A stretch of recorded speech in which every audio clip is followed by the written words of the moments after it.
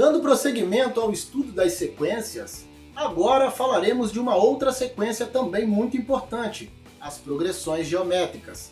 Na descrição do vídeo eu deixo um índice que remete o aluno diretamente aos tópicos específicos de seu interesse. O objetivo desse canal é sempre o estudo e o aperfeiçoamento nas disciplinas de física e matemática.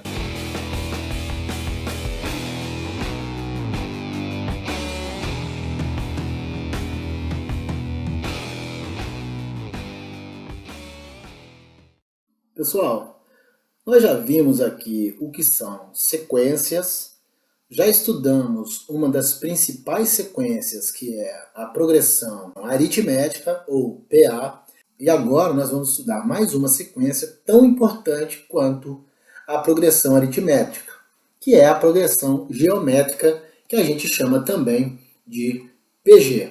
Bom, chama-se progressão geométrica uma sequência dada pela seguinte fórmula de recorrência: A1 igual a A e AN igual a AN-1 vezes Q. Bom, vamos lá, porque lendo isso daqui, os alunos não entendem muito o que quer dizer. Então vamos para a prática, que é mais fácil da gente entender, né? Galera, aqui a gente vê uma sequência, 1, 2, 4, 8, 16. A gente percebe que o primeiro termo é 1, tá aqui ó, o primeiro termo, A1 igual a 1.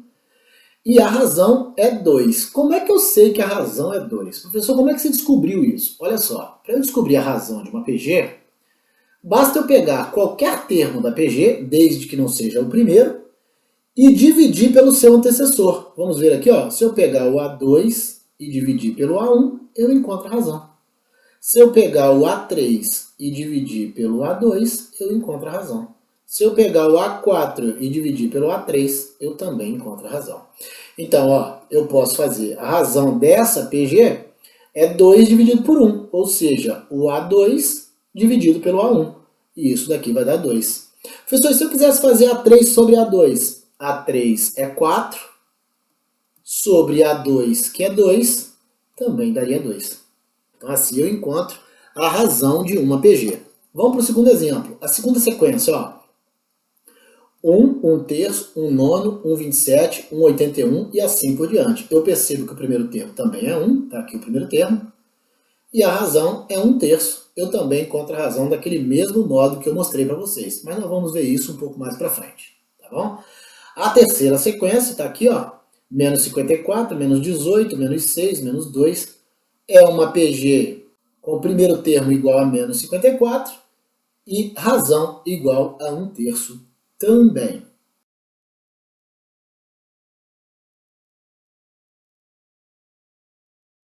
Bom, classificação das PGs. De acordo com algumas características, as PGs podem ser classificadas, podem ser chamadas por nomes diferentes. A gente tem 5 categorias de PGs. Vamos ver a primeira delas, as PGs crescentes. Vamos lá. São as que em cada termo é maior que o anterior. Ou seja, quando eu tenho termos que vão aumentando. Olha essa aqui, ó. 1, 2, 4, 8. Os termos estão crescendo. Logo, é uma PG crescente. Bem simples de a gente perceber. Essa daqui, alguns alunos podem até hesitar em enxergar que ela é uma PG crescente. Mas ela é uma PG crescente, porque ó, menos 18 é maior que menos 54. Essa PG também está crescendo os valores, ou seja, ela é crescente. Nessa, o termo A1 é menos 54 e a razão é 1 terço. Então nós temos dois tipos de PGs crescentes. Ó. Nós temos PGs crescentes com termos positivos, observe que 1, 2, 4, 8 e 16 são positivos, e temos PGs crescentes com termos negativos, menos 54, menos 18, todos os termos negativos. Vamos para a nossa segunda categoria de PGs, são as PGs constantes. São as que em cada termo é igual ao anterior. Vamos ver essa primeira aqui, ó. As PGs com termos nulos. São constantes com termos nulos. Olha, A1 é igual a 0, tá aqui. E a razão, qualquer que seja ela, fará com que todos os outros elementos sejam também 0. Porque multiplicar o primeiro elemento por qualquer número vai dar 0, 0, 0 e 0. Então essa é uma constante com termos nulos. Na letra B eu também tenho uma constante, só que uma constante com termos não nulos. Vamos ver? Aqui o A1 é 7 e a razão é 1. Bom, se o primeiro termo é 7 e a razão é 1, multiplicando 7 por 1 vai dar 7, 7, 7, 7 e 7.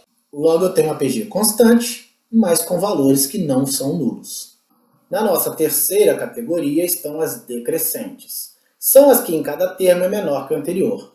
Pois é, também nós temos dois tipos aqui. Observe a primeira aqui, ó. A primeira, eu tenho o primeiro termo valendo 1 e a razão valendo 1/3. Observe que 1/3 é menor do que 1, e 1/9 é menor do que 1/3, e 1/27 é menor que 1/9.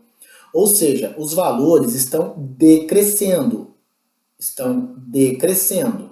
E observe que aqui todos os termos são positivos. Então aqui eu tenho uma decrescente, tá aqui, com termos positivos.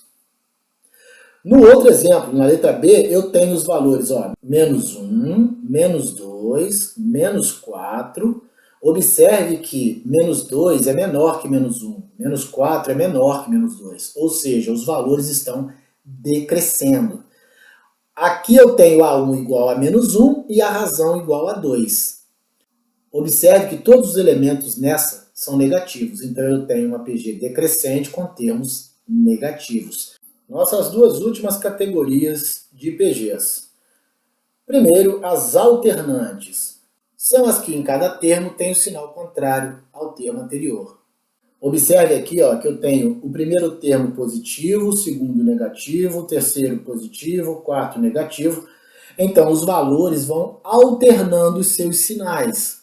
Observe que essa daqui, ó, tem o primeiro termo valendo 5, tá aqui, e a razão valendo -2. Galera, sempre que a razão for negativa, vai existir uma PG alternante. Sempre que a razão é negativa, isso aqui acontece. E por último, as estacionárias. São as PGs que têm A1 diferente de 0 e todos os outros elementos iguais a 0. Quando isso acontece? Quando eu tenho a razão igual a 0 e o primeiro elemento diferente de 0. Vamos ver? Aqui o A1 é 3, ó. Mas quando eu multiplico pela razão 0, o próximo elemento dá 0.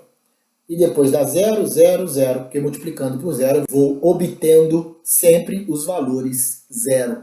Essa é estacionária. Não confundir com aquela outra lá, ó, que eu mostrei lá atrás, ó. A constante com termos nulos. Observe que a constante com termos nulos, ó, o A1 é 0 e essa daqui tem A1 igual a 3.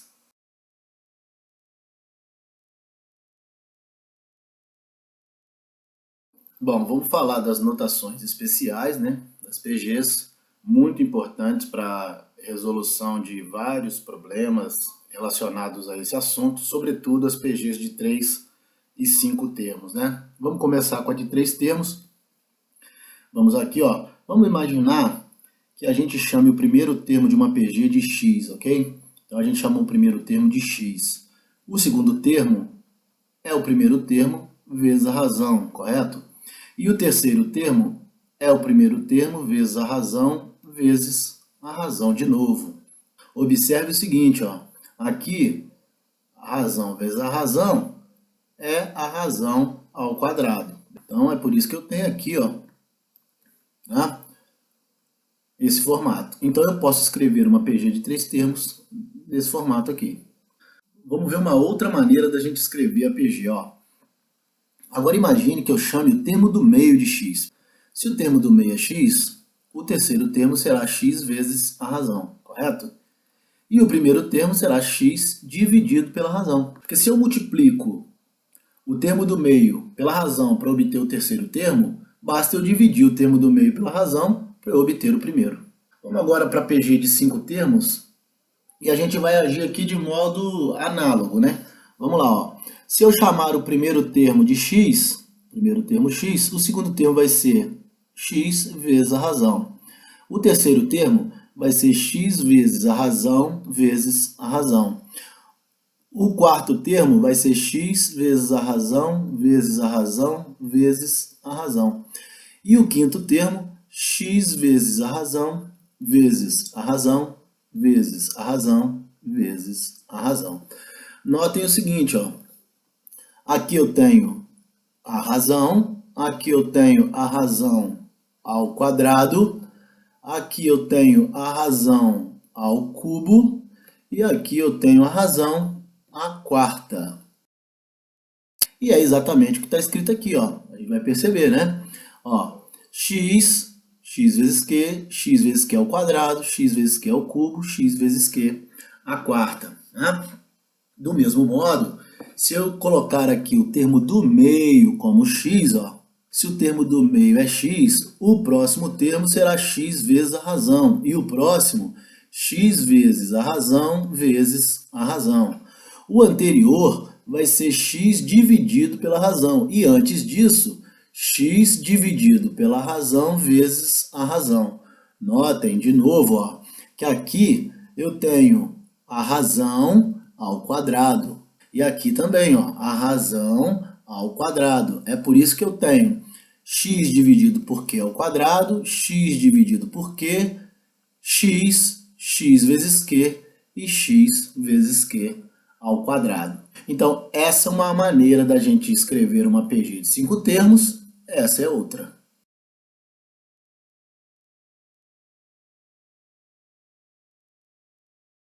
Bom, vamos falar agora do termo geral da PG, né?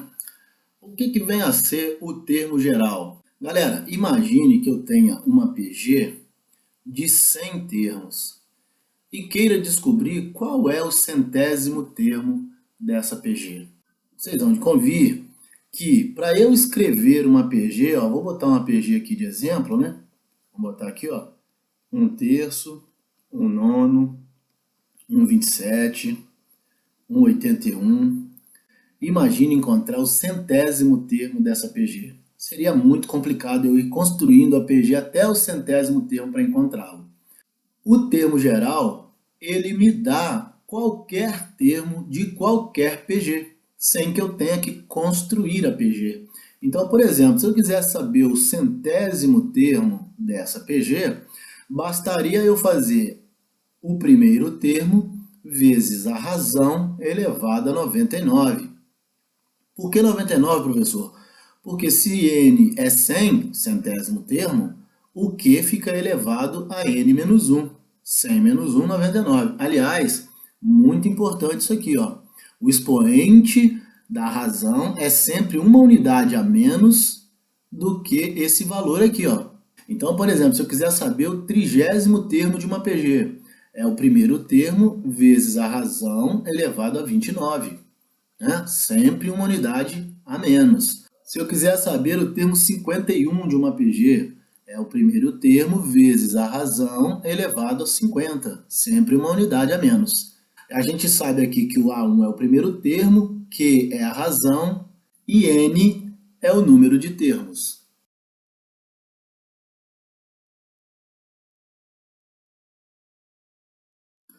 Interpolação geométrica. Galera, interpolar é a mesma coisa que inserir, tudo bem? Mesma coisa. A mesma coisa que intercalar. Então vamos lá. Interpolar K meios geométricos, K é um número natural, né? Entre os números A e B, significa obter uma PG de extremos A1 igual a A e AN igual a B, com n igual a k mais 2 termos. Para determinar os meios dessa PG é necessário calcular a razão. Vamos entender o que ele falou aqui, ó. Vamos lá, se eu tiver uma PG em que o primeiro termo é A e o último termo é B, e eu quiser intercalar 6 meios geométricos entre eles, olha o que vai acontecer. Vamos ver aqui. 6 meios geométricos. 1, 2, 3, 4, 5, 6. Se eu quiser colocar os 6 termos aqui em PG, eu preciso calcular a razão. E como é que eu faço isso? Basta eu utilizar essa fórmula aqui, ó. Raiz k mais 1 de b dividido por a. Professor, o que vem a ser esse k? K é o número de termos que eu desejo interpolar. Olha aqui, ó.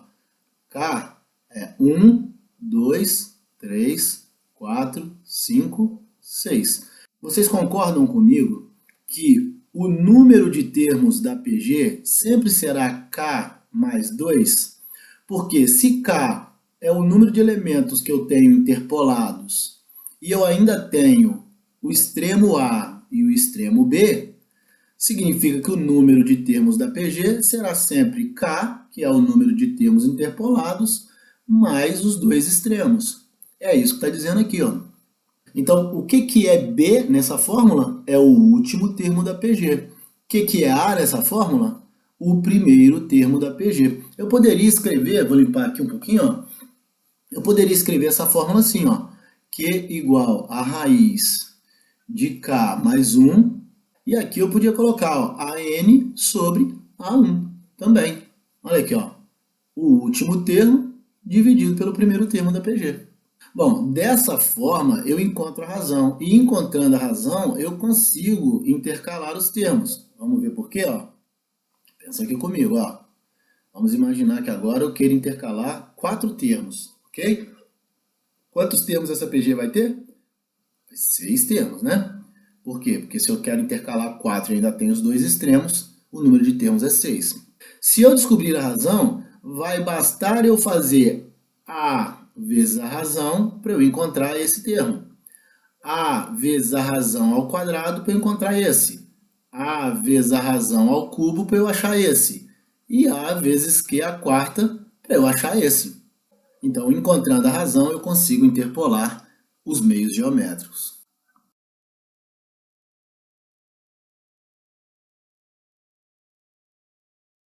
Produto dos termos de uma PG. De igual forma, galera, imagine de novo, escrever aqui aquela PG que eu estou usando de exemplo, né? Estou usando ela aqui de exemplo, ó. É uma PG, né? Uma PG de razão 1/3. É isso? Imagine que eu quisesse saber o produto dos 10 primeiros termos dessa PG. Eu teria que fazer 1/3 vezes 1/9 vezes 1/27 vezes 1/81 vezes, até o 10º termo e depois multiplicar esses números gigantes aqui, ó. Então, para isso, eu tenho a fórmula que me dá o produto dos N termos da PG. Se eu quiser saber o produto dos 10 primeiros, dos 20 primeiros, essa fórmula aqui resolve a minha vida, né? E a gente conhece aqui o que significa cada uma dessas incógnitas aqui, ó. N é o número de termos. A1 é o primeiro termo, elevado a N, que é o número de termos, vezes a razão, elevado a N, vezes N menos 1, dividido por 2. Então, se eu utilizar essa fórmula aqui, ó, eu consigo encontrar o produto. Por exemplo, se eu quiser o produto dos 10 primeiros termos, né? Basta eu fazer o primeiro termo elevado a 10, vezes a razão elevado a 10, vezes 9, dividido por 2. Professor, por que 9? Ó, porque se n é 10, aqui é 10 e aqui é n menos 1, 9. Resolvendo isso aqui, ó, tendo A1 e tendo a razão, eu encontro o produto dos 10 primeiros termos de qualquer PG.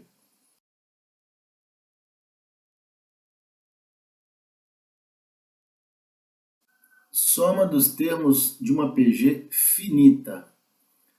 Vamos lá, galera. Eu vou de novo aqui colocar aquele meu exemplo, né? 1/3, 1/9, 1/27, 1/81 e assim sucessivamente, né? Bom, essa PG é uma PG infinita, né? Esses 3 pontinhos ali, ó, me mostram, né, que ela é infinita, né? Ela não tem fim. Pois bem, como ela é uma PG infinita, em tese eu não poderia usar essa fórmula. Por quê? Porque essa fórmula é para PGs finitas. Mas imagine que algum problema tenha me pedido o seguinte: qual que é a soma dos 10 primeiros termos dessa PG? Olha o que aconteceu. Apesar da PG ser infinita, ele delimitou o número de termos que a gente deseja somar. Logo, eu poderei utilizar a fórmula da PG finita.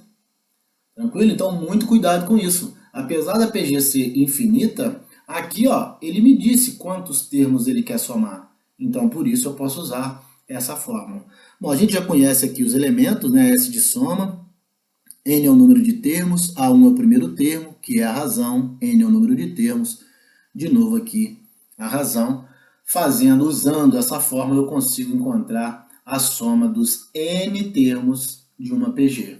Professor, faz um exemplozinho aí. Vamos lá, se eu quiser somar os 10 primeiros termos, ó, ficaria S10 igual a A1, aqui no caso seria um terço, né? Mas, enfim, o primeiro termo, vezes a razão elevado a 10 menos 1, dividido pela razão menos 1. Tendo o primeiro termo e tendo a razão, é só botar aqui nessa expressão algébrica para a gente encontrar a soma dos 10 primeiros termos. Tudo bem?